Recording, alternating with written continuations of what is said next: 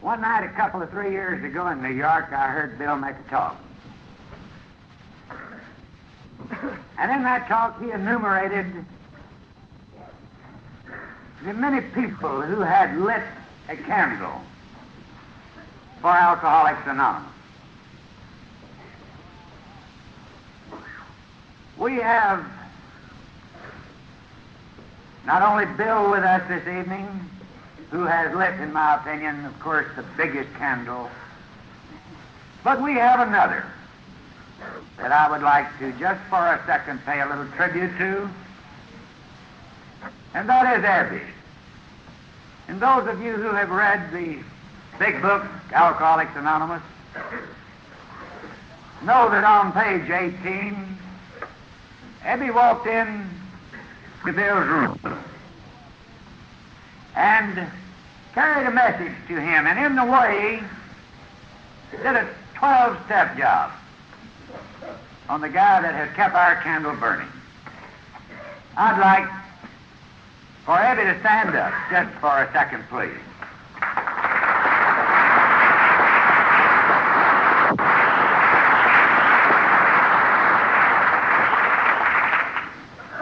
We here in Texas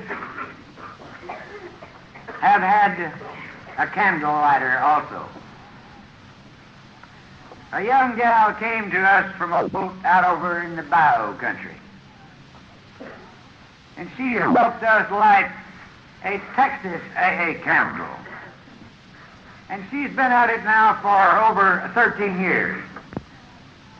I would like for Esther to stand up a second.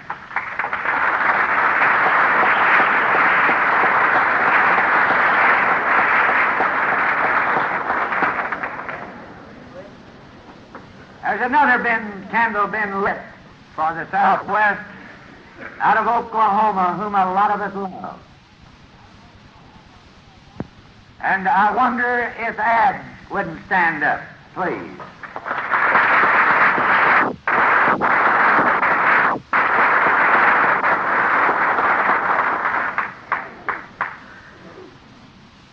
Now, I'm about through with my part of this room.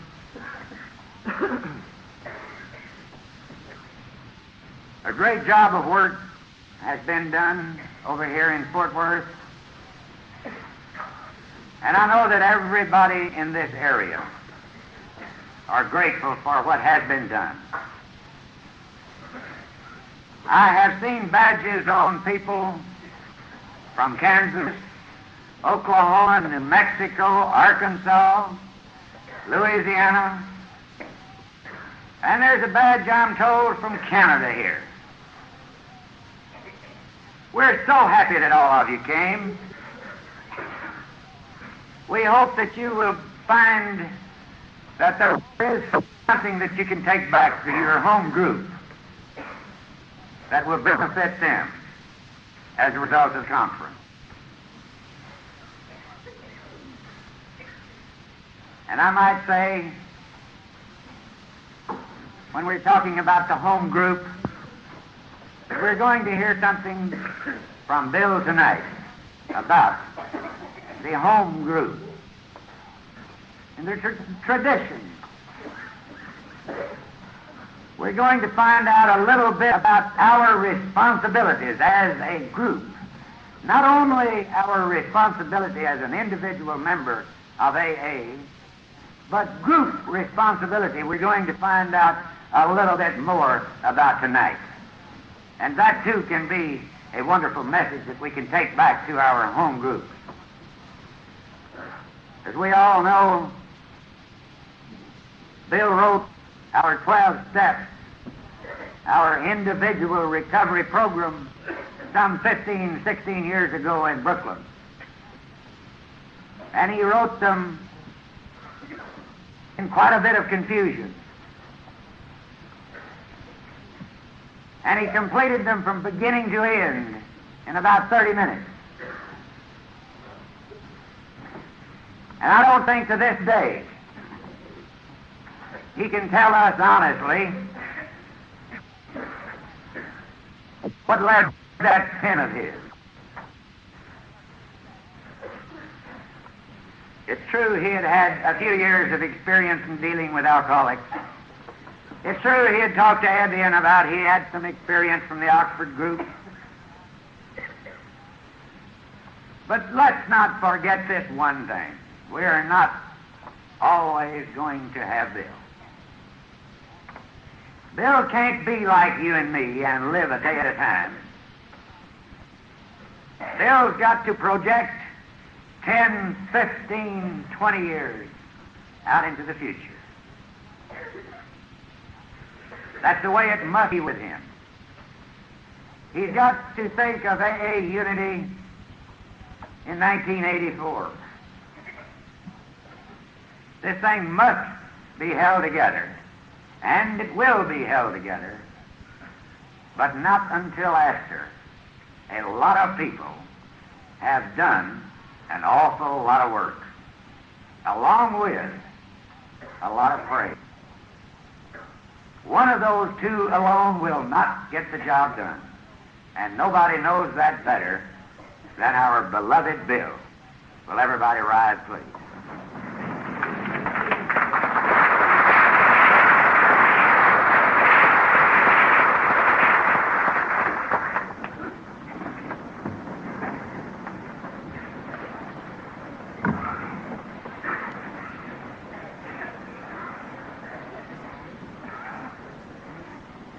Now that we're assembled here in full strength and in all the joy of this superb occasion, I first want to renew my thanks to all who have made it possible. Commit to each one of you, to the untold miles of travel that you've all made to be present,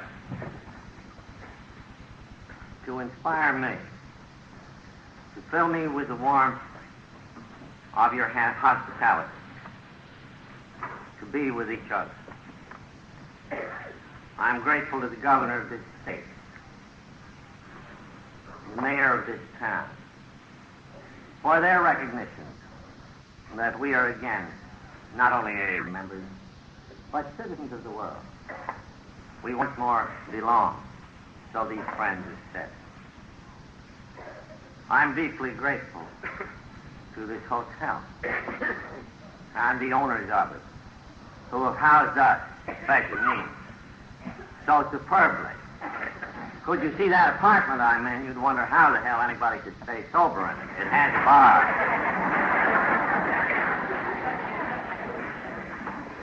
As for me, I came here in great gratitude, not only for the many tokens of your generosity and affection I received in the past, but for what you are making possible for my sponsor, Evie, just as much the founder of AA as I, or any of the score without whom this thing couldn't have been. So again, I record my deep gratitude, and I can find no better words to say it in. I think I'm on the bill for tonight's show with a talk on the traditions, the 12 traditions of AA. But you know, drunks like women have the prerogative, or at least seize the prerogative, of changing their mind. Don't make any such thing.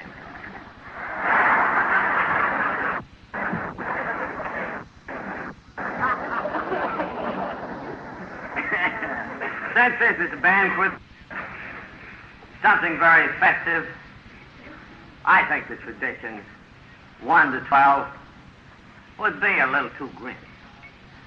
Might bore you a little. As a matter of fact, speaking of traditions, when they were first written back there in 5 or 6, as sort of tentative guides to help us to hang together and function, nobody paid any attention except a few beginners who wrote me what the hell mail about them.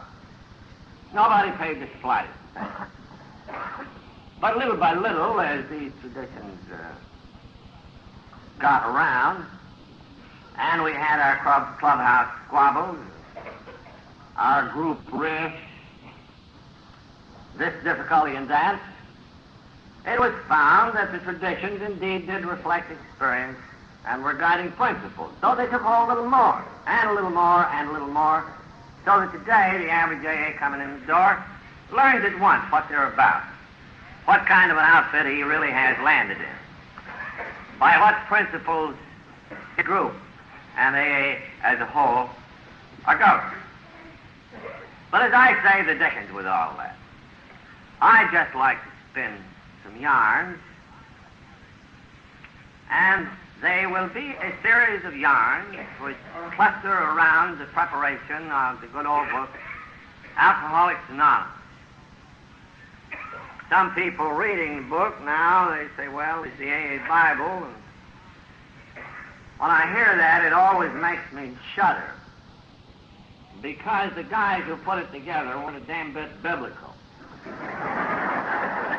I think sometimes, the drunks have an idea that these old-timers went around with almost visible halos and long gowns, and they were full of sweetness and light, and oh, boy, how inspired they were. Oh, yes. But wait till I tell you.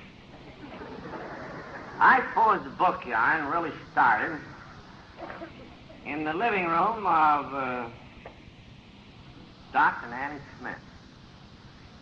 As you know, I landed there in the summer of '35, a little group called Hall. I helped Smithy briefly with it, and he went on to found the AA group in the world. And as with all new groups, it was nearly all failure. But now and then, somebody saw the light, and there was progress. Tempered, I got back to New York, a little more experience. The group started there. And by the time we got around to 1937, the thing had leaked a little over into Cleveland, and it began to move south from New York. But it was still, we thought in those years of flying blind, a flickering candle indeed, that might at any moment be snuffed out. So on this late fall afternoon in 1937, Smithy and I were talking together in his living room, and sitting there by the gas log. And we began to count notes. How many people had stage drive in Akron, in New York, maybe a few in Cleveland? How many had stayed dry, and for how long? And when we added up that score, true, it was a handful. I don't know, 35, 40 maybe. But enough time had elapsed on enough really fatal cases of alcoholism so that when we grasped the import of these small statistics, Bob and I saw for the first time that this was going to succeed. That God in His providence and mercy had thrown a new light into the dark caves where we and our kind had been and were still by the millions dwelling. I never can forget the elation and ecstasy that seized this book. And then we fell happily talking and reflected. We reflected that, well, a couple of score of them, but this had taken 3 long years. There had been an immense amount of failure, but a long time had been taken for us, this handful. How could this handful carry its message to all those who still didn't know? Not all the doctors in the world could come to Akron or to New York. How could we transmit our message to them? By what means?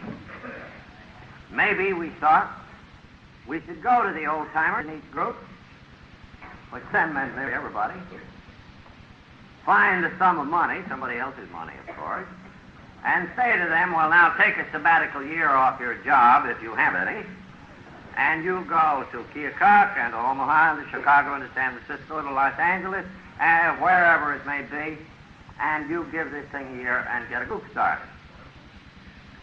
It had already got evident by then, for we were just about to be moved out of the city hospital in Akron to make room for people with broken legs and ailing livers, that the hospitals were not too happy with us. We tried to run their business perhaps too much, and besides, drunks were apt to be noisy in the night, and there were other inconveniences, which we're all familiar with. So it was obvious that drunks and that lovely creatures, we would have to have a great chain of hospitals. And as that dream burst upon me, it sounded good, because you see, I had been down in Wall Street in the promotion business. And I remember the great sums of money that were made as soon as people got this chain idea, you know, the chain drugstore, the chain grocery store, the chain dry goods store. Why not chain drunks and let us make the dough? So we needed some missionaries, subsidized. We needed a chain of drunk tanks. That got very clear. All clear to me. Bob is a conservative type of Yankee. I don't think he was quite so fast for those items, but I was very insistent. It would take a pile of dough, but after all, with this brand new light shining in our dark world, we just squirted in the eyes of rich guys and made up with the dough. Besides, we reflected, we'd have to get some kind of literature. Up to this moment, not a syllable of this program, so far as I know, was in writing. And it was a kind of word-of-mouth deal, with variations according to each man or woman's fancy. Well, in a general way, we said, well, the booze has got you down, boys, and you got an allergy and an obsession, and you're hopeless. If you are, you better get honest with yourself. Take stock. You ought to talk this out with somebody, kind of a confessional, you know. And you ought to make restitution for the harm you did. You ought to make amends, and all that kind of business. Well, you prayed as best you could, according to your lights, if any. And that was the sum of the word-of-mouth program up to that time. But as I say, variations on that were already appearing. How could we unify this thing? Could we, out of our experience, get certain principles, describe certain methods that had done the trick for us? Yes, obviously. If this movement was to propagate, it had to have a literature so its message could not be garbled either by the drunks or by the general public. So Bob and I reflected that late afternoon in 1937. Missionaries, the drunk tanks, and a book. Well, even by then, he and I had begun to learn that we were not the government of Alcoholics Anonymous. He, I guess more than I, already realized that the conscience of the group, the opinion of the group, when it was an informed opinion and in the group said to be better than our own, we'd better consult folks. Well, there was dear old non-alcoholic and his wife, T. Henry Williams, there in Akron. They'd let us meet in their house. After it got out of the Smith parlor, it got in theirs. And he was a great friend of ours. So we called a meeting of the Akron group, that is to say, those who had been sober any great length of time. I think for this particular meeting, we scraped up about 18. And that evening, Bob and I told them that we were within sight of success, that we thought this thing might go on and on and on, that a new light, indeed, was shining in our dark world. But how could this light be reflected and transmitted without being distorted and garbled? And at this point, they turned the meeting over to me, and being a salesman, I set right to work on them drunk tanks, and subsidies for the missionaries. I was pretty poor then. And we touched on the book. And the group conscience consisted of 18 men, good and true. And the good and true men, you could see right away, were damn skeptical about it all. Almost with one voice, they chorused, "Let's keep it simple." This is going to bring money into this thing. This is going to create a professional place. We'll all be ruined. Well, I countered, that's a very good argument. There's lots to what you say. But even within gunshot of this very house, alcoholics are dying like flies.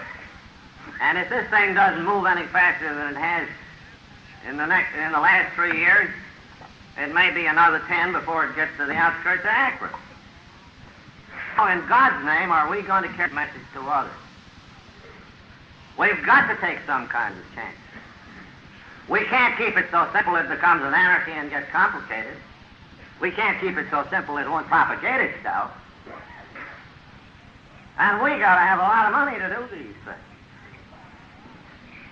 So exerting myself to the utmost, which was considerable in those days, we finally got a vote in that little meeting, and it was a mighty close vote. By just a majority of maybe 2 or 3. The meeting said with some reluctance, "Well, Bill, if we need a lot of dough, you better go back to New York where there's plenty of it, and you raise it." Well, boy, that was the word I'd been waiting for. So I scrambled back to the great city, and I began to approach some people of means and describe this tremendous thing that had happened. And it didn't seem so tremendous to the people of means at all. They said, what, 35 or 40 drunk? Sobers up? They have sobered him up before now, you know. And besides, Mr. Wilson, don't you think it's kind of sweeping up the shavings? I mean, wouldn't something for the Red Cross be better? In other words, with all of my most ardent solicitation, I got one hell of a freeze from the gentleman of wealth. Well, I began to get blue. And when I began to get blue, my stomach kicked up as well as other things. And I lay in my bed one night with imaginary ulcer attacks. Used to have them all the time. I had one at the time that felt separate. And I said, my God, we're starving to death here at Clinton Street. By this time, the house was full of drunks. They were eating us out of house and home. In those days, we never believed in charging anything for anybody for anything, so Lois was earning the money. I was being a missionary, and the drunks were eating meals. This can't go on. We got to have them drunk tanks, we got to have them missionaries, and how we got to have them missionaries, and we got to have a book. That's for sure. Well, the next morning, I crawled into my clothes, and I thought of my brother-in-law. He's a doctor, and he is about the last person who stuck to me when the trip was way, way down. The only one, save, of course, dear Lois. Well, I said I'll go up and see Leonard. So I went up to see my brother-in-law, Leonard. He pried out a little time between the patients coming in up there. And I told my awful bellyache about these rich guys who wouldn't give us any dough for this great and glorious enterprise. So well on its way.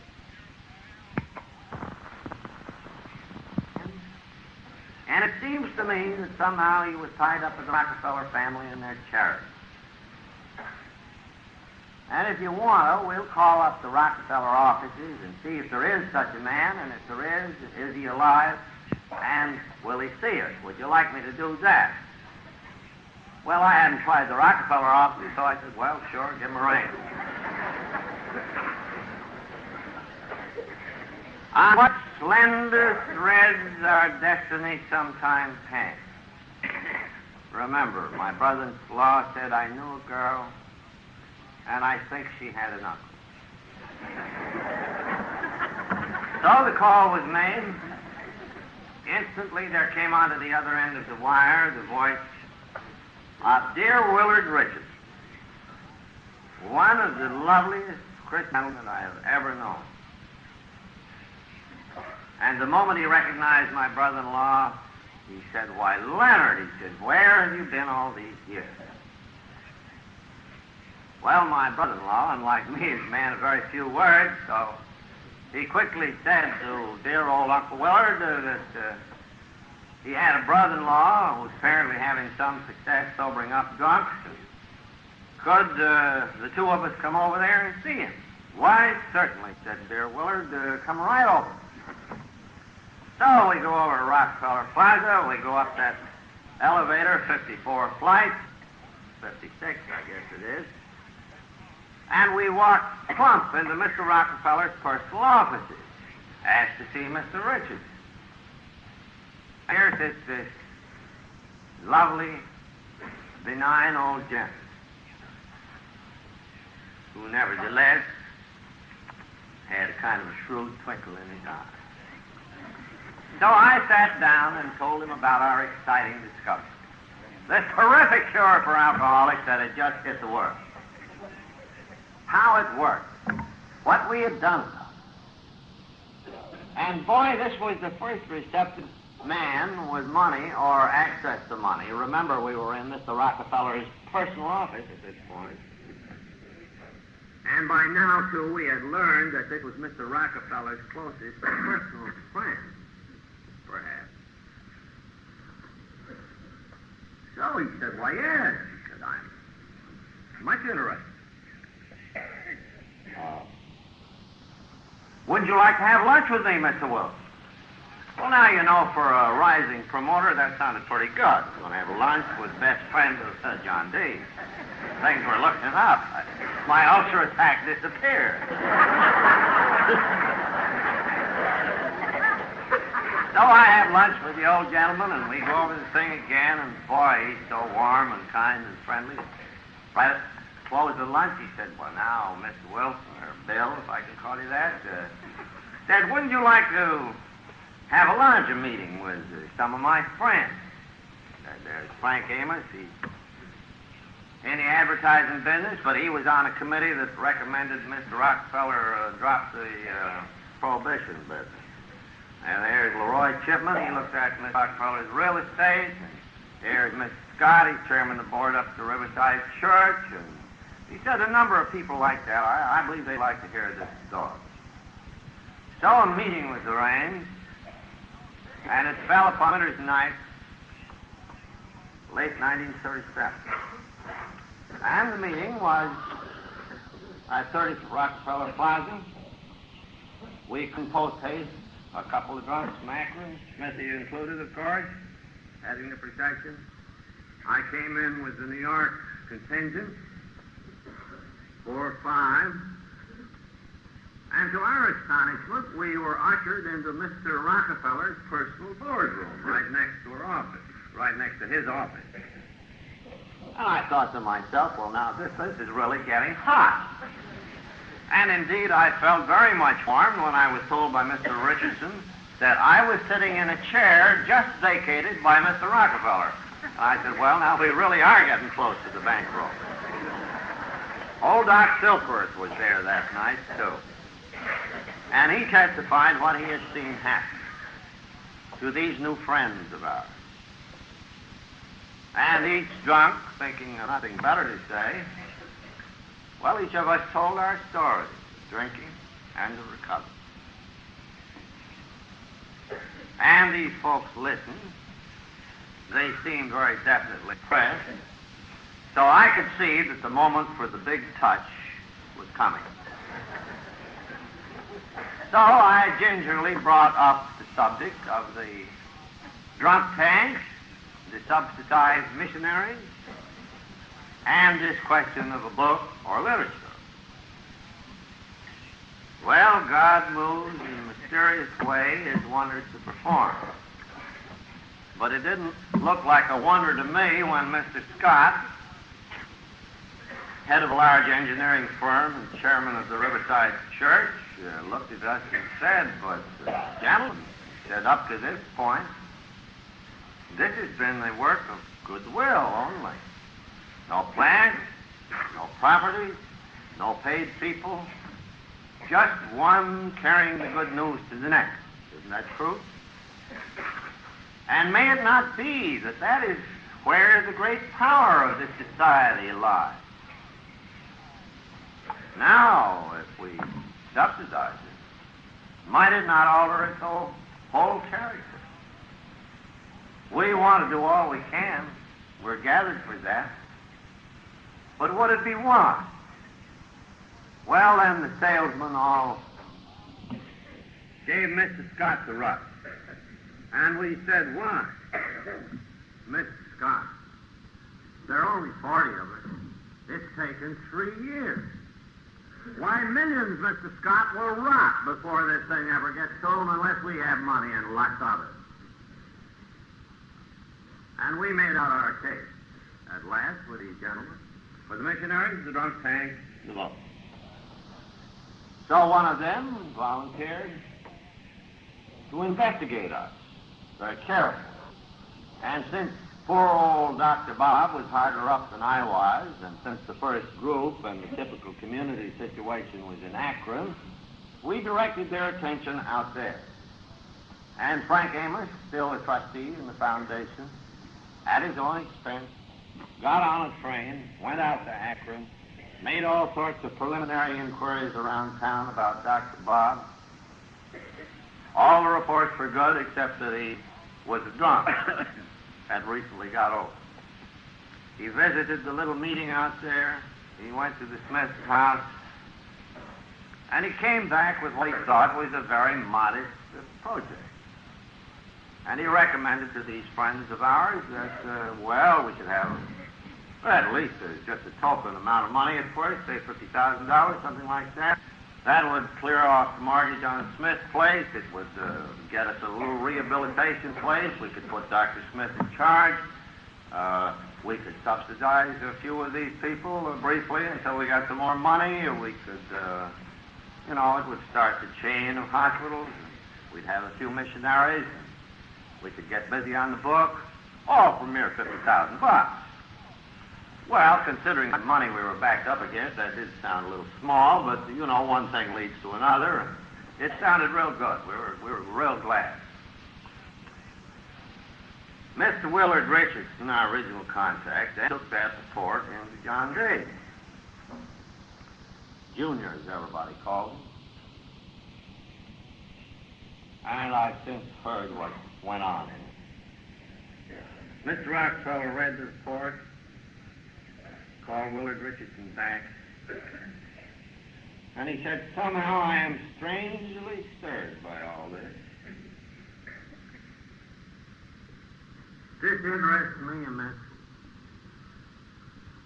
And then looking at his friend Willard, he said, but isn't money going to spoil this thing? I'm terribly afraid that it would. And yet I'm so strangely stirred by it. Then came another turning point in our destiny, when that man whose business is giving away money said to Willard Richardson, no, he said, I won't be the one to spoil this with money. You say these two men who are heading it are a little strapped. I'll put $5,000 in the Riverside Church Treasury. You folks can form yourselves into a committee and draw on it as you like. But please don't ask me for any more. But I want to hear what goes on. Well, the $50,000 then shrunk to $5,000. We raised the mortgage on Smith's house for about $3,000. That left $2,000, and Smithy and I commenced chawing on that $2,000. Well, that was a long way from a string of drunk tanks, books, and missionaries.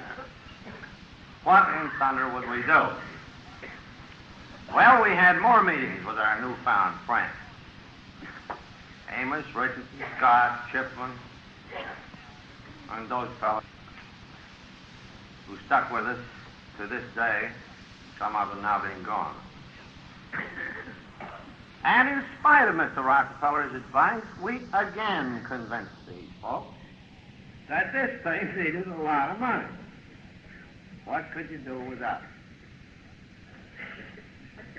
So, one of them proposed, why don't we form a foundation, something like the Rockefeller Foundation? Well, I said, I hope it'll be like that with respect to money. And then one of them got a free lawyer from Elihu Root's firm who was interested in the thing. And we asked him to draw an agreement of trust, a charter, for something to be called the Alcoholic Foundation. Why we picked that one, I don't know. I don't know whether the foundation was alcoholic. It was the Alcoholic Foundation, not the Alcoholics Foundation. No. And the lawyer was very much confused because in the meeting in which we formed the foundation, we made it very plain that we drunks did not wish to be in the majority. We felt that there should be non-alcoholics on the board, and they ought to be in a majority of one. Well, indeed, said the lawyer, what is the difference between an alcoholic and a non-alcoholic? And one of our smart drunks said, well, that's the thing. A non-alcoholic is a guy who can drink, and an alcoholic is a guy who can't drink. Well, said the lawyer, how do we state that legally? I wouldn't know. So at length we had a foundation and a board, which I think then was of about 7, consisting of 4 of these new friends, including my brother-in-law, Mr. Richardson, Shipman Amos, and some of us drunks. I think Smithy went on the board, but I kind of coyly stayed off it, thinking it would be Morton later on. So we had this wonderful new foundation. These friends, unlike Mr. Rockefeller, were told that we needed a lot of dough. And so our salesmen around New York started to solicit the money. Again, from the very rich. And we had a list of them, and we had credentials and letters from friends of the Rockefellers. How could you miss? I ask you, salesmen. The foundation had been formed in the spring of 1938, and all summer we solicited the rich. Well, they were either in Florida, or they preferred the Red Cross, or some of them thought the drunks were disgusting. And we didn't get 1 damn cent in the whole summer of 1938, praise God.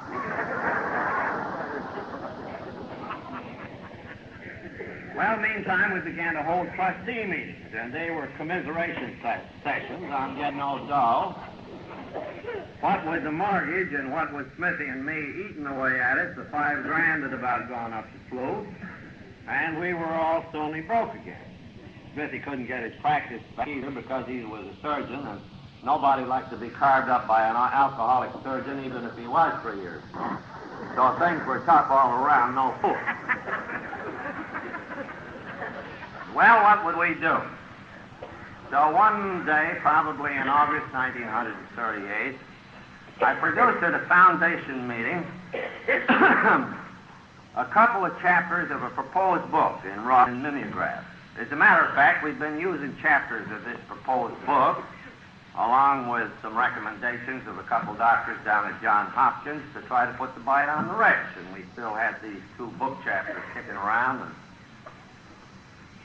so old Frank Amos said, well, now I know the religious editor down there at Harper's, old friend of mine, Gene Exton. He said, why don't you take these 2 book chapters, your story and the introduction to the book, down there and show them to Gene and see what he thinks about it. So I took the chapters down. To my great surprise, Gene, who has since become a great friend of ours, looked at the chapters and said, why? He said, Mr. Wilson, he said, could you write a whole book like this? Oh, I said, sure. Well, there was more talk about it. I guess he went in and showed it to Mr. Canfield, the big boss. Another meeting was had, and the upshot was Harper's intimated that they would pay me, as the budding author, $1,500 in advance royalties, bringing enough money to enable me to finish the book. Well, I felt awful good, about that. It made me feel like I was an author, a comer maybe. I felt real good about it. But after a while, not so good. because I began to reason, and so did the other boys, well, if this guy Wilson eats up the $1,500 while he's doing this book, after the book gets out, it'll take a long time to catch up, and if this thing gets some publicity, what are we going to do with the inquiries? And after all, what's a lousy 10% royalty anyway?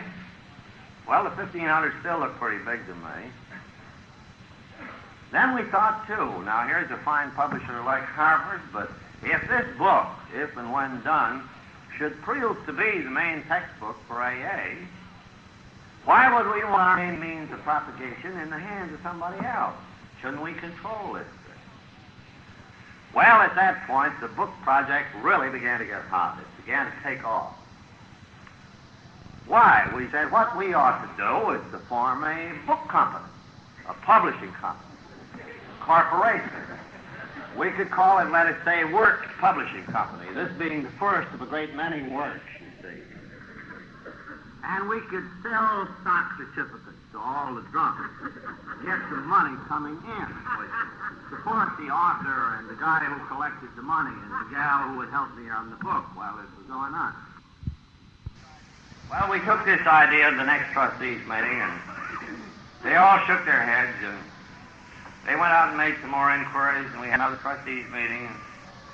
They'd gone to some publisher friends, and publishers said, well, these authors, they all got the crazy idea that they can publish their own books, but it ain't so. We don't believe it. Well, then we had kind of an alcoholic rebellion. We said to our friends, well, after all, you didn't produce any dough. We think we'll try this on separate from the foundation. So I had a guy on this thing who had red hair, 10 times my energy, and some promoter he was. He said, Bill, this is simple. Come on with me. We walk into a stationery store, we buy a pad of blank stock certificates, we write across the top of them, Works Publishing Company, par value, $25. So we take a pad of these stock certificates. Of course, we didn't bother to incorporate it. That didn't happen for several years.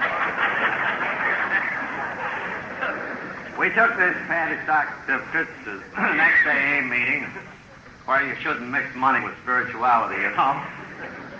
And we said to the drunks, why, look, this thing is going to be a cinch. Parker, he'll take a third of this thing for services rendered. I, the author, I'll take a third for services rendered. And you have a third of these stock certificates, par 25, if you'll just start paying up on your stock. If you only want one share, it's only $5 a month for 5 months, see? And the drunks all gave us a stony look. They said, what the hell? You mean to say you're asking us to buy stock in a book that you ain't written yet?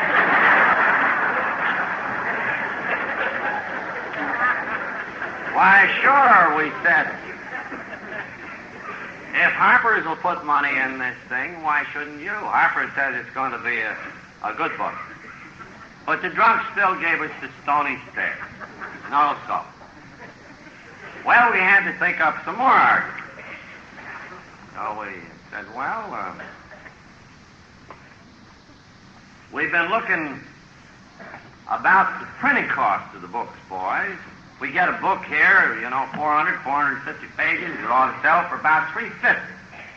Now, back in those days, we found on inquiry from printers that $3.50 book could be printed for 35 cents, making 1,000% profit. Of course, we didn't mention the other expenses, just the printing cost. So, boy, just think of it.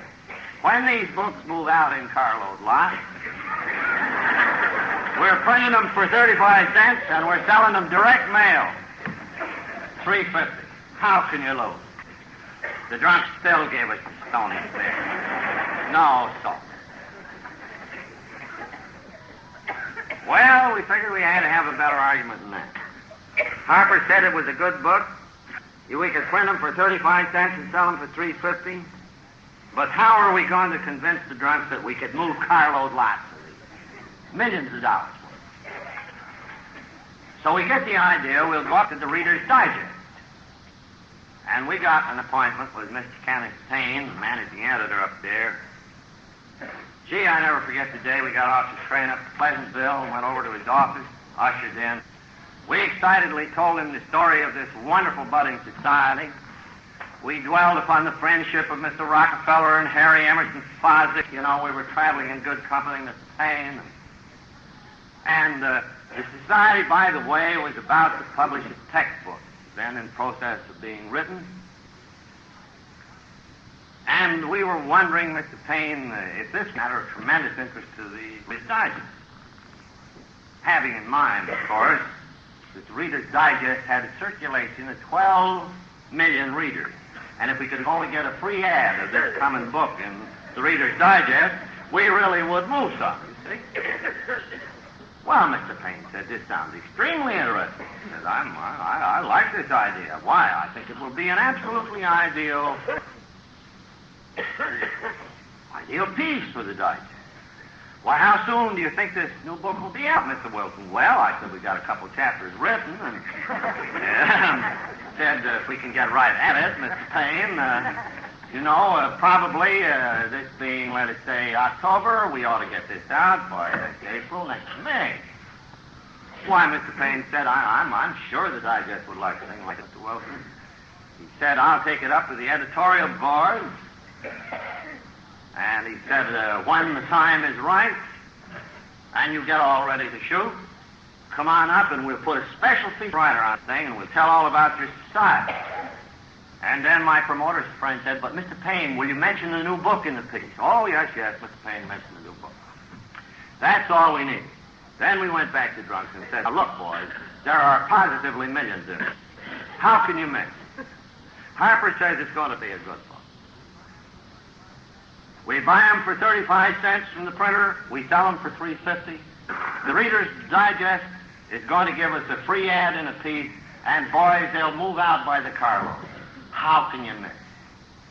And after all, we only need $4,000 or $5,000.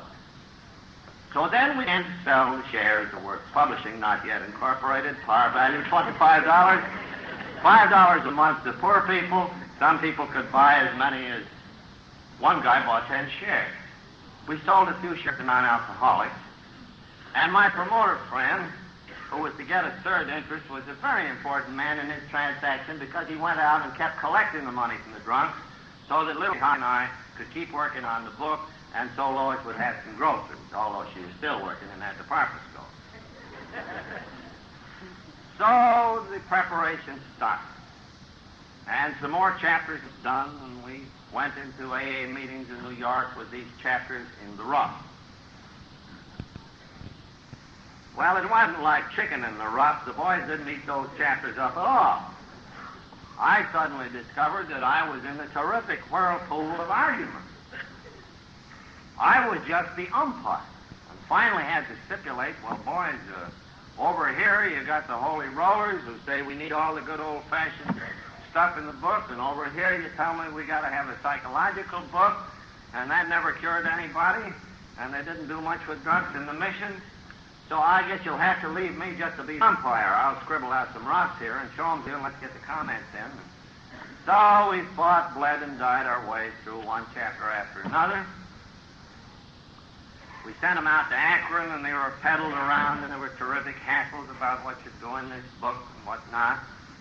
Meanwhile, we set drunks writing their stories or having newspaper people that we had write stories for them to go in the back of the book. Had an idea we'd have a text, and then we'd have stories all about the drunks who were staying sober in the back. Prove it up. So then came that night when we were up around that chapter 5. As you know, I'd gone all on about myself, which was natural after all, and then we did a little introductory chapter, and we dealt with the agnostic, and we described alcoholism, but boy, we got up to the point where we really had to say what the book was all about and how this deal worked. Well, as I told you, this was a 6-step program then. On this particular evening, I was lying in bed in Clint Street wondering what the deuce this next chapter would be about. The idea came to me, well, we need a definite statement, a concrete principle that these drunks can't wiggle out from. Can't be any wiggling out of it at all. And this 6-step program has 2 big gaps in between. They'll be wiggling out. Moreover, if this book goes out to distant readers, they have got to have an absolute explicit program by which to go. Well, while I was thinking these thoughts, and while my imaginary ulcer was paining me, and while I was mad at hell at these drunks because the money was coming in slow, some had to stop and weren't paying up, a couple of guys come in and they gave me a big argument, and we yelled and shouted. And I finally went down and laid on the bed with my ulcer, and I said, poor me. Well, there was a pad of paper by the bed, and I reached for that, and I said, well, now you got to break this program up into small pieces so they can't wiggle out. So I got it right, trying to bust it up into little pieces. And when I got the pieces set down on that piece of yellow paper, I put numbers on them, and was rather agreeably surprised when it came out at 12. I said, well, that's a good significant figure in Christianity and mystic lore. Then I noticed that instead of leaving the God idea to the last, I'd got it up front, didn't pay attention to that. Looked pretty good. Well, next meeting comes along. I'd gone on beyond the steps, trying to amplify them in the rest of that chapter, and I took that chapter with respect in the meeting, and boy, pandemonium broke loose. What do you mean by changing the program? What about this? What about that? This thing is overloaded with God. We don't like this. You got these guys on their knees. Stand them up. This thing, a lot of these drunks are scared to death of being God, but let's take God out of it entirely. Such were the arguments we had. Well, out of that terrific hatful, about the 12 steps, there did come a 10 strike. That argument caused the introduction of a phrase which has been a lifesaver by thousands. It was certainly none of my doing. It was on the pious side then, you see, still suffering from this big hot flash of mine. The idea of God as you understand him came out of that perfectly ferocious argument. And put that into it. Well, little by little, the thing ground down, and little by little, the drunks put in the money, and we kept an office open over in Newark with the office of a defunct business that I'd tried to establish my friend in. The money ran low at times, though, and little Ruthie Hawk worked for no pay. We gave her plenty of stock in the works publishing, of course. All you had to do was tear it off the pad, fire 25, have a week's salary here.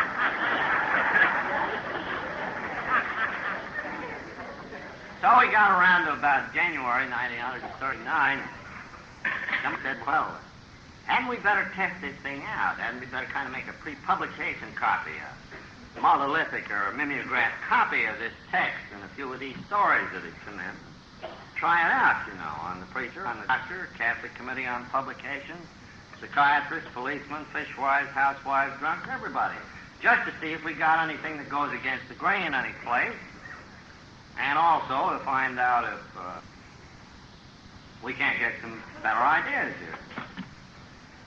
So at considerable expense, we got this pre-publication copy made, and we peddled it around, and the comments came back, some of it very helpful. It went, among other places, to the Catholic Committee on Publications in New York, and at that time we had only one Catholic member to take it there, and he just got out of the asylum and hadn't had anything to do with preparing the book. And to our great surprise, it's promising people something later on.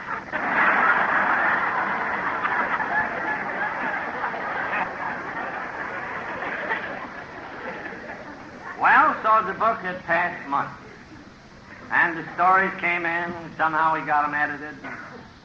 Somehow we got the galley together. We got up to the printing contract. Well, meanwhile, the drunks had been kind of slow on those subscription payments. The thing a little further on, I was able to go up to Charlie's town, where old Doc Silkworth held forth. Charlie believed in us mightily, and so we had put the slug on Charlie for $2,500. Charlie didn't want any stock. He wanted a promissory note on the book not yet written. So we tapped Charlie for $2,500, which we routed around through the Alcoholic Foundation so it could be tax exempt, you understand? So all told, we had blown in, supporting three of us in an office to do this job, in these 9 months, upwards of $6,000, and the money, the till was getting very low. Well, we still had to get it printed. So we go up to Cornwall Press, the largest printer in the world, where we had made previous inquiry, and we asked about printing, and, oh yes, they'd be very glad to do it, and how many books would we like? Well, we said, that's very hard to estimate.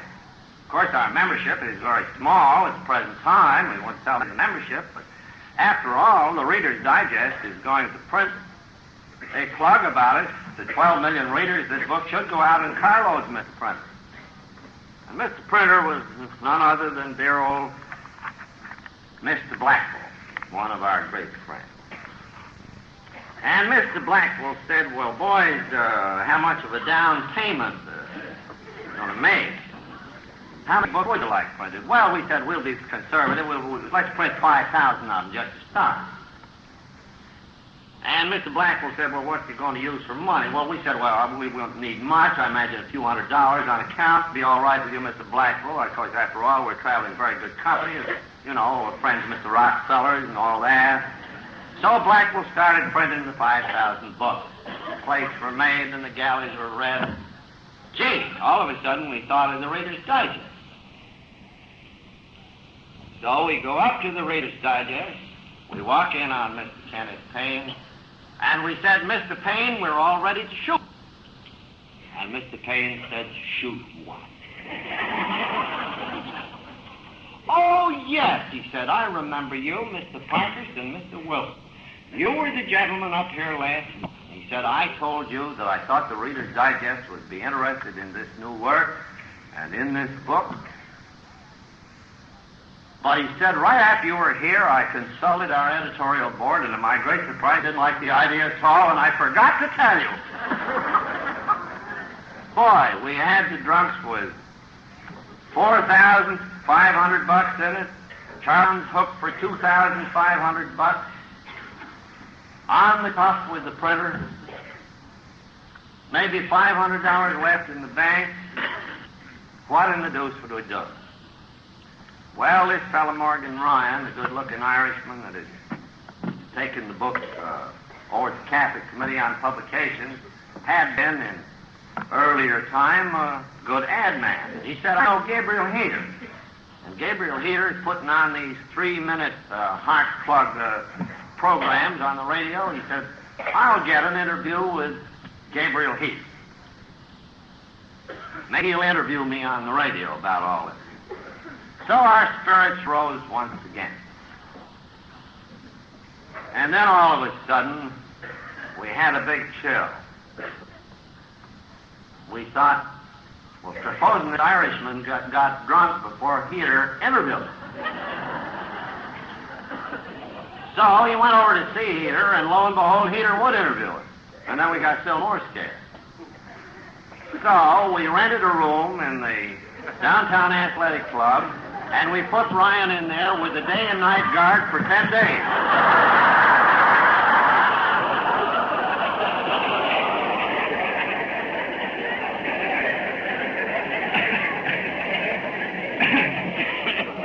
Meanwhile, boy, our spirits rose again. We could see those books just going out in the car. Then my promoter friend said, well, look, there should be a follow-up on a big thing like this Heater interview. He said, it'll be heard all the country, national network. Now, he said, I think, folks, that the big market for this book are the doctors, the physicians. And he said, I suggest that we pitch the last $500 we got in the Treasury on a postal card shower, going to every physician east of the Rocky Mountains. And on the card we will say, hear all about Alcoholics Anonymous on Gabriel Heater's program. Send $350 for the book Alcoholics Anonymous, sure cure for alcoholism. So we spent the last $500. The postal card shower went out. They managed to keep Ryan sober, although he since hasn't made it. All drunks had their ears glued to the radios. The group market in Alcoholics Anonymous was already saturated because, you see, we had 49 stockholders and they'd all got a book free. And then we had 28 guys with stories and they all got a free book, so we'd run out the AA market. But we could see it moving out in carloads to these doctors and their patients. Sure enough, Ryan is interviewed, Peter pulls out the old tremolo stop, and we could see them book orders coming back in carloads. Well, we just couldn't wait to go down to old Post Office Box 658, Church Street, Anna. The address printed in the back of the old book. We hung to it for about 3 days, and then my friend Hank and little Ruthie Hawk, that some of you remember, and I went over, and we looked in box 658. It wasn't a locked box. You just looked through the glass. And we could see in there a few of these postal cards. I had a terrible sinking sensation. But my friend, the promoter, he said, "Wait, Bill." He said, "They can't put all that in the box." He said, "They got mail bags full of it out here."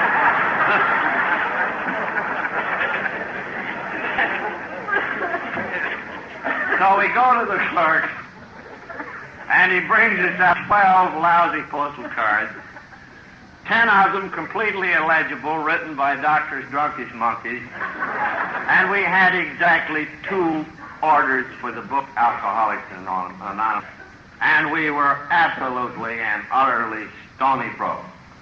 The sheriff then moved in on the office. Poor old Mr. Blackwell wondered what to do for money and felt like taking the book over. And at that very opportune moment, the house in which Lois and I lived was foreclosed, and we and our furniture were set straight. And that was the state of the book Alcoholics Anonymous in the summer of 1939, and the state of grace that the Wilsons were in. Moreover, a great cry went up from the drunks, "What about our $4,500? And Charlie, who was pretty well off, was even a little uneasy about that note for $2,500. What would we do? What would we do? Well, we put our goods into storage on the car. Couldn't even pay the drayman. An AA lent us a summer camp. Another AA lent us a car. The folks around New York began to pass the hat for groceries for the Wilsons, for which they supplied us $50 a month. So we had a lot of discontented stockholders, $50 a month, a summer camp, and an automobile with which to revive the falling fortunes of the book Alcoholics Anonymous. We began to shop around from one magazine to another. Would they give us some publicity? Nobody bit. And it looked like the whole dump was going to be foreclosed. Book, office, Wilson's, everything. When one of the boys in New York, who happened to be a little bit prosperous at the time and who had a fashionable clothing business on Fifth Avenue, which we learned was mostly on mortgage, having drunk nearly all of it up, one of those guys, Bert Taylor, saved us. I went to Bert one day and I said, "Bert, there is a promise of an article in Liberty magazine. I just got it today. But it's not until next September. It's going to be called Alcoholics and God. It'll be printed by Liberty magazine, Fulton editor, Fulton Hausler, the then editor. And Bert, when that piece is printed, why, these books will go out in carload lots. We need $1,000 real bad to get us through the summer." Well, Bert says, "You're sure that article's going to be printed, sure?" "Oh, yes, that's positive." Well, he said, "Okay." He says, "I haven't got the dough," but he said, "There's a man down in Baltimore, Mr. Cochran, he's connected with the wet and dry forces." And, well, I said, "Bert, this wet and dry argument." Bert says, "You ain't going to be fussy where you get this stuff." "He's a customer of mine. He buys his pants in here. Let me call him up." So Bert gets on long-distance phone with Mr. Cochran in Baltimore, a very wealthy man, and he said, "Mr. Cochran," he said, "from time to time," said, "I mentioned this Alcoholic Fellowship to which I belong." Mr. Cochran said, "Yes, yes, Mr. Taylor." "Well, Bert said, Mr. Cochran, our fellowship has just come out with a magnificent new textbook. Sure cure for alcoholism. Mr. Cochran, it's something that we think that every public library in America should have. And Mr. Cochran, the retail price of the book is $2.50, but Mr. Cochran, if you just buy a couple of thousand of those books and put them in the large library, of course, we would sell for that purpose at a considerable discount. Well, Mr. Cochran said he didn't think he'd care to do that. And then Bert said, well, Mr. Cochran, publicity has come out will come out next fall about this new book, Alcoholics Anonymous, but in the meantime, the books are moving rather slowly, and we need, say, $1,000 to tide us over. And would you loan the Works Publishing Company $1,000? Well, said Mr. Cochran, what does its balance sheet look like? Works Publishing Company. And after he learned what the Works Publishing looked like, Mr. Cochran said, no thanks. So then Bert said, well, now, Mr. Cochran, you know me. Would you loan the money to me on the credit of my business? Why, certainly, Mr. Cochran said, send down your note, Mr. Taylor. So Bert hocked the business that a year or two later was to go broke anyway, to save the book Alcoholics, turned the $1,000 over to us. We lasted till the Liberty article came in. 1,000 inquiries, 800 inquiries came in as a result of that. We moved a few books. We barely squeaked through the year 1929. But in all this period, we'd heard nothing from John D. Rockefeller. Meanwhile, there'd been foundation meeting after foundation meeting. Too bad we were having such a hard time, but no dough. When all of a sudden, in about February 1940, Mr. Richardson came to a trustees meeting, and he said, I have great news. Mr. Rockefeller, who we hadn't heard from since 1937, we were told had been watching all the time with immense interest. Moreover, Mr. Rockefeller would like to give this fellowship a dinner, to which he would invite his friends to see the beginnings of this new and promising style. And then Mr. Richardson produced the invitation list. And here was the president of the Chase Bank and Wendell Willkie and all kinds of very prominent people, many of them extremely rich. I mean, a quick look at the list, I figured would add up to a couple of $1 billion. So we felt maybe, at last, there would be some money inside. So the dinner came. And we got Harry Emerson Fosdick, who had reviewed the AA book down there. He gave us a wonderful plug. Foster Kennedy came and spoke on the medical attitude. He'd seen a very hopeless gal, Marty Mann, recover, one of his patients. I got up and talked about life among anonymous. And the bankers, assembled 75 strong and in great wealth, sat at the table with the alcoholics. Well, the bankers had come probably as a sort of a command performance, and they were a little suspicious that perhaps it was another prohibition deal. But they warmed up under the influence of the alcohol. Mr. Ryan, the hero of the Heater episode, still sober, for example, at his table was asked by a distinguished banker, why, Mr. Ryan, we presume that you are in the banking business. Mr. Ryan said, not at all, sir. I'm just out of Greystone Asylum. Well, that intrigued the bankers, and they were all warming up fine. But unfortunately, Mr. couldn't get to the dinner. He was sick, actually quite sick that night. And he sent his son, a wonderful gent, Nelson Rockefeller, in his place instead. And after the show was over, everybody was in fine form, and we were all ready again for the big touch. Nelson Rockefeller got up and, speaking for his father, said, my father sends word that he is so sorry he cannot be here tonight, but so glad that so many of his friends can see the beginning of this great and wonderful thing. Something, Nelson Rockefeller said, that had affected his life more than almost anything that had cost him. A stupendous plug that was. Then said Nelson, "But fortunately, gentlemen, this is a work that proceeds on goodwill.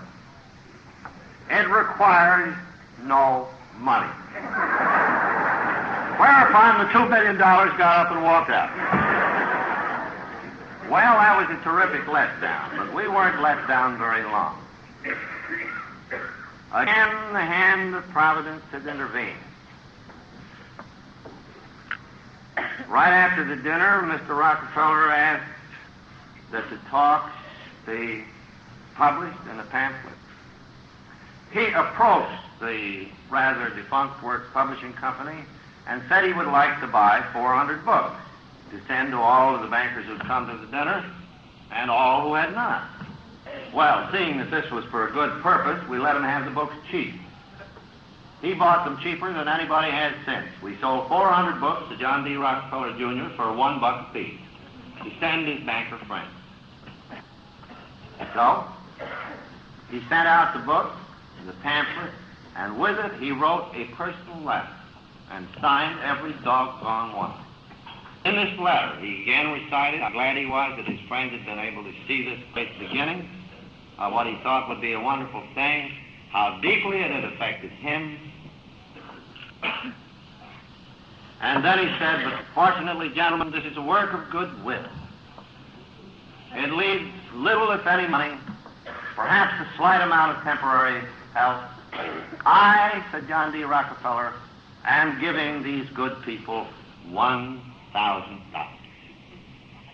So the bankers all received Mr. Rockefeller's letter, and they all totted it up on the cuff. "Well, if John D. is giving $1,000, me, with only a few millions, I should send these boys about $10. Some did. One, who had an alcoholic relative in tow, sent us in as high as $300. So with Mr. Rockefeller's $1,000, plus the solicitation of all the rest of these bankers, we got together the princely sum of $3,000, which was the first outside contribution to the Alcoholics Foundation. And that $3,000 was divided equally between Smithy and me so that we could keep going somehow. And we solicited that dinner list for 5 years and got about $3,000 a year out of it, 5 years. And at the end of that time, we were able to say to Mr. Rockefeller, "We don't need any more money. The book income is helping to support our office. The groups are contributing to fill in. The royalties are taking care of Dr. Bob and Bill Wilson. We don't need any more." Now you see, Mr. Rockefeller's decision not to give us money saved this society. He gave of himself. He gave of himself at a time when he was under public ridicule for his views about alcohol.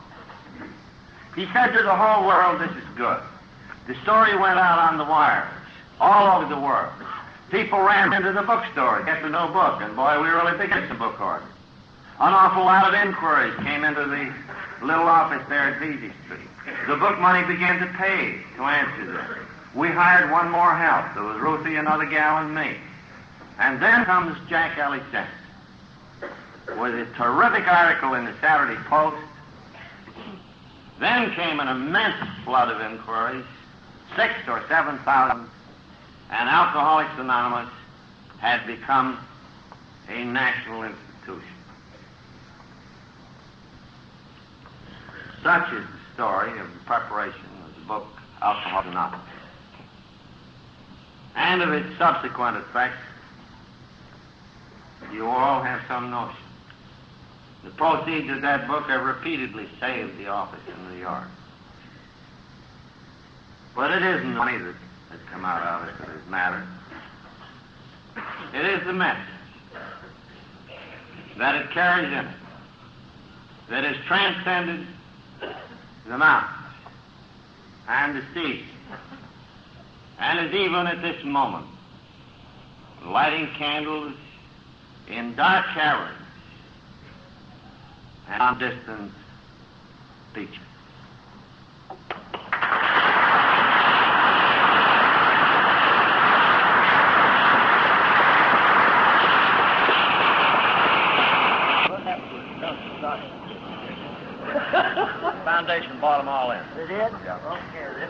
All of us thank you, Bill. God bless you. We're glad that you could be with us, and we hope that you can be with us again. And all of those that would like to, as all AA meetings are closed, you may rise and repeat the Lord's Prayer with us. Our Father, who art in heaven, hallowed be thy name. Thy kingdom come, thy will be done, on earth as it is in heaven. Give us this day our daily bread. Forgive us our trespasses, as we forgive those who trespass against us. And lead us not into temptation, but deliver us from evil. For thine is the kingdom, the power, and the glory, forever and ever. Amen.